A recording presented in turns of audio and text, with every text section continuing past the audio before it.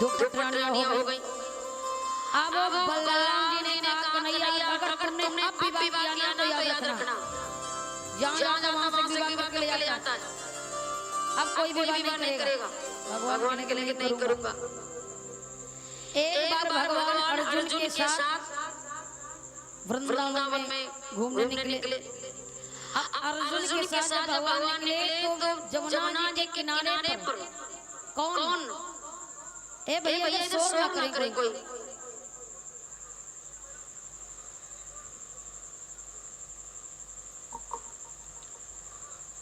वृंदावन के किनारे मैया कालिंदी भगवान तप कर रही थी।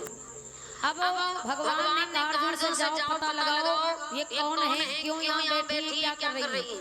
अर्जुन गए। अर्जुन ने पूछा कौन हो, क्या कर रही हो। तो कालिंदी मैया ने कहा मेरा नाम कालिंदी है। अब मैं भगवान का अपना वर मान करके उनकी माला कर रही हूँ।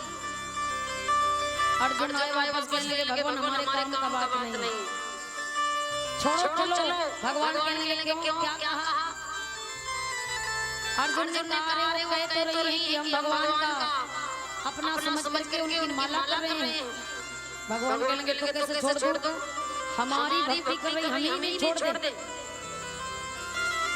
अब भगवान को अर्जुन ने समझाया कि हे भगवान देखो अब तीसरे विवाह के चक्कर में तुम्हें नहीं पड़ना है। दो हो गए हैं बहुत, अब तीसरा विवाह नहीं होने दूंगा क्योंकि तुम विवाह करोगे विवाह भैया हमें डांटेंगे। तो चलो यहाँ से। भगवान कहने लगे ठीक है नहीं करूंगा। लेकिन एक बात सुनो अर्जुन, मुझे बहुत जोर से प्यास लगी है। अर्जुन ने कहा जल पी के आओ जमुना जी में। भगवान जल पीने गए कहाँ जहाँ कालिंदी बैठी थी। अब भगवान ने धीरे से मैया कालिंदी को इशारा किया जाओ रथ में बैठ जाओ। अब बैठ जाना पर चाहे कोई कितना कहे उस रथ से तुम उतरना नहीं। कालिंदी ने भी रथ में जाकर के बैठ गई। अब अर्जुन बहुत कह रहे हैं उतर जाओ, कालिंदी नहीं उतर रही है। भगवान भी कह रहे हैं अर्जुन ने उतारो। अब कालिंदी मुस्कुरा रही उतर नहीं रही। बहुत कहा गया नहीं उतरी। अब अर्जुन के लिए भगवान घर कैसे चलूंगा। भगवान ने कहा अर्जुन या तो इन्हें उतार दो, हाथ पकड़ करके उतारो। अर्जुन कहते देखो कृष्ण मैं छत्री हूँ। छत्री कभी पराई स्त्री का स्पर्श नहीं करता, मैं नहीं करूंगा। भगवान कहने लगे तो हमारा क्या यही काम है, हम क्यों इन्हें पकड़ करके उतारे, हम भी नहीं उतारेंगे। अब अर्जुन का काम हो अगर इसी तरीके से बैठी रही तो हम लोग घर नहीं जा पाएंगे। फिर भगवान ने कहा एक काम करो, क्या ये ऐसे नहीं उतरेंगी। फिर एक काम करो तुम हमसे कहो, क्या एक बात कहो। देखो अर्जुन की अच्छी बात भगवान अर्जुन से कहलवा रहे। अर्जुन से कह रहे हैं अर्जुन तुम हमसे एक बार ये कहो, झूठ ही सच नहीं झूठ, मतलब झूठ ऐसे कहो। क्या कहो कि हे माधव रथ में ये तुम्हारी जो पत्नी बैठी है इनका हाथ पकड़ करके रथ से नीचे उतारो, मैं उतार दूंगा। अर्जुन कहते मैं क्यों कहूँ ये तुम्हारी पत्नी है। भगवान कहने तो कहने में क्या जाता है, पत्नी कहने में कोई किसी का पत्नी होता है क्या, कह दो और कह दोगे उतार देंगे, लेकिन ऐसे नहीं पराई स्त्री को स्पर्श करेंगे। अर्जुन ने सोचा सही कह रहे माधव, कहने में कौन किसका होता लो कह दिया जाए। अब अर्जुन ने कहा माधव हाँ अरे माधव ये रथ में जो आपकी पत्नी बैठी है इन्हें कलाई पकड़ के रथ से नीचे उतारो। भगवान मुस्कुराए कहने लगे अर्जुन दिमाग खराब है क्या, आप कह रहे हो हमारी पत्नी है तो अब हम अपनी पत्नी को रथ से काहे उतारे, हम तो अपनी पत्नी को घर ले जाएंगे। और महाराज होशियारी से भगवान ने कालिंदी को भी स्वीकार कर दिया। अर्जुन की चाल नहीं चली। अब तीसरा विवाह हो गया भगवान का। चौथा विवाह सत्यभामा के साथ में हुआ। पांचवा विवाह मित्र वृंदावन के साथ में हुआ। छठवां विवाह सत्या के साथ में हुआ।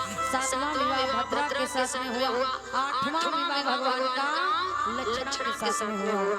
ये 8 भगवान की कौन है? पटरानियां। और 16,100 के साथ में कैसे विवाह हुआ? तो जानिए कि एक भौमासुर नाम का दैत्य था। उस नाम का भौमासुर नाम का। उसने क्या किया कि 16,100 लड़कियों को कैद कर रखा था।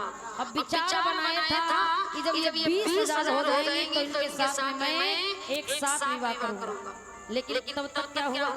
भगवान का अवतार हो गया। भगवान से मैया रुक्मिणी ने कहा, सत्यभामा ने समझाया, हे माधव जाओ इन लड़कियों को उस भौमासुर के कैद से छुड़ाओ। भगवान जाते हैं और जैसे भगवान भौमासुर के दरवाजे तक पहुंचते हैं तो भौमासुर के दरवाजे पर एक मूर नाम का दैत्य था। भगवान ने पहले उसको मारा और जब उस मूर नाम के दैत्य को मारा तो भगवान का एक नाम पड़ गया। क्या? बोलिए मुरारी भगवान की। मुरारी नाम पड़ा भगवान का। इसके बाद भगवान ने भौमासुर को मारा। अब मार करके सभी लड़कियों को कलाई पकड़ के बाहर निकाला। कहा जाओ अपने घर। वो लड़कियां रोने लगी, भगवान से कहती है माधव इतने दिन मुझे यहाँ रहे हो गए, अब मैं घर जाऊंगी, कौन बाबा मुझे स्वीकार करेंगे?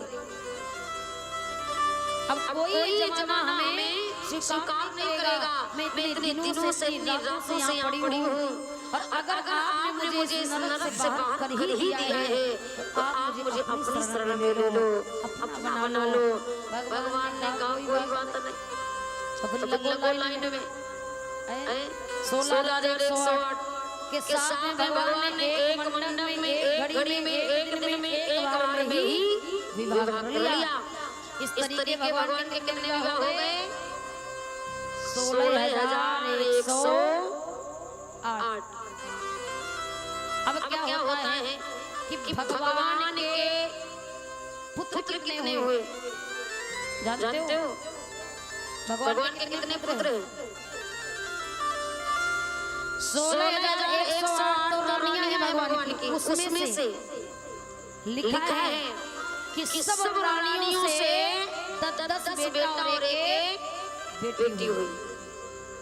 अब बताओ कितना बड़ा परिवार होगा भगवान का। सब रानियों में से 10 बेटा एक बेटी हुई। भगवान के सबसे बड़े बेटे का क्या नाम है? क्या बात, बहुत सुंदर। क्या नाम है? प्रद्युम्न। भगवान के बेटे का नाम है प्रद्युम्न। और नाती का क्या नाम है? भगवान के नाती कौन है? जाने भगवान के बेटे हुए प्रद्युम्न जो साक्षात कामदेव है। कौन है? मैया रति के पति हैं। कामदेव स्वरूप में आज भगवान के बेटे बनकर के आए हैं। और इनके प्रद्युम्न जो वाला हुआ यानी भगवान के नाती जो हुए कौन है? अनिरुद्ध। कौन है? अनिरुद्ध। भगवान के बड़े नाती हैं अनिरुद्ध। प्रद्युम्न का विवाह हुआ मैया रति के साथ। अनिरुद्ध का विवाह हुआ ताड़ासुर की बेटी उषा के साथ। किसके साथ? भगवान के कितने बहू का नाम है? क्या? उषा। हुआ कैसे? क्योंकि ताड़ासुर की जो बेटी है उषा, उन्होंने अनिरुद्ध को सपने में देखा था और सपने में ही अपना वर मान लिया। सपने में ही सारी बातें वर मान लिया। और जब सो करके उठी सपना टूटा तो ये रोने लग गई। तो उषा की एक सहेली थी जिसका नाम था चित्रलेखा। चित्रलेखा दौड़ी आई, क्या बात हो गई, क्यों रो रही हो? तब उषा ने कहा, हे चित्रलेखा, आज मैंने सपने में अपने पति को देखा। सपना टूट गया, वो चले गए। अब वो कैसे मिले? क्योंकि अब उनके बिना मैं नहीं रह सकती।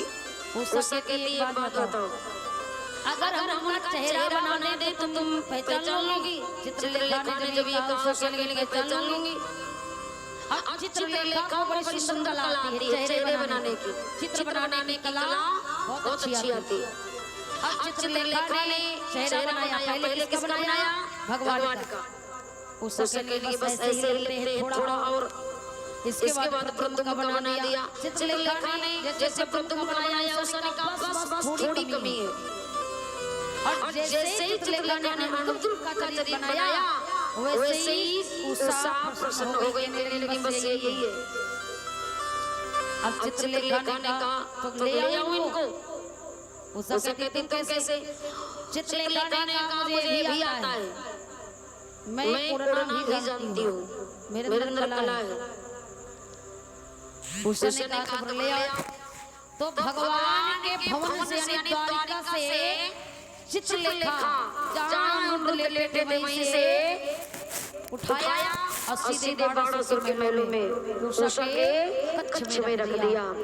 तो उषा ने अपने पति का हरण कर लिया था, उनके घर से अपने घर में रखवा लिया। बहुत दिन कमरे के अंदर रहे, बड़ा सुर नहीं जान पाए, लेकिन जब जान पाए तो भगवान के और बाणासुर के बीच में युद्ध हुआ। और जब युद्ध हुआ भगवान ने कहा देखो बाणासुर युद्ध करने से कोई फायदा नहीं, भलाई इसी में है कि तुम अपने बेटी का विवाह हमारे नाती के साथ ठीक ठाक से कर दो। और नहीं करोगे तो कायदे से नहीं करोगे तो जबरदस्ती करोगे। तो इस प्रकार उषा का विवाह हुआ किसके साथ? अनिरुद्ध के साथ विवाह होता है। और कहते हैं भगवान का इतना बड़ा परिवार है, जनसंख्या कितनी है भगवान के परिवार की? 1,70,188। ये कौन है भगवान का परिवार? है ना, हम लोग से परिवार नहीं संभलता, और फिर भी भगवान का नाम है कौन सा जानते हो? योगी राज। परिवार इतना बड़ा है, सब भगवान की माया है। तो आज इस तरीके भगवान के 16,108 विवाह संपन्न हो जाते हैं। बोलिए गोविंद भगवान की, बोलिए कन्हैया लाल की। आइए